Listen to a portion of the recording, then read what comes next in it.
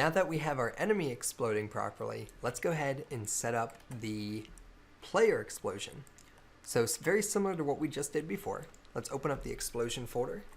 Let's grab the first frame, drag it into the hierarchy, rename it to explosion, because this is just a generic explosion. We'll use this for our player, and we'll also use it for an asteroid that we're going to destroy later.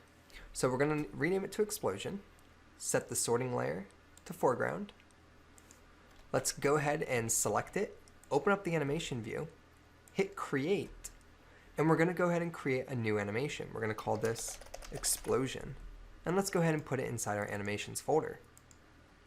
You'll see here it automatically added an animator controller, and also while we have explosion selected, let's hit the record button and let's select the explosion 0.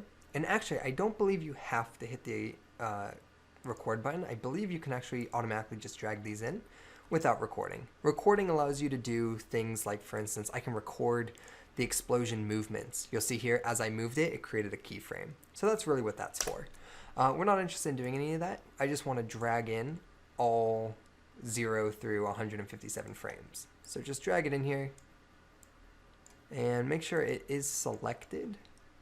Whoops, sorry, it's like lagging here for me. So here we go. And actually, you know what, guys? Oh no, it doesn't. Okay, yeah, I didn't think so. Sorry about that. It sort of lagged on me. Drag 157 frames into the animation view, if it lets you.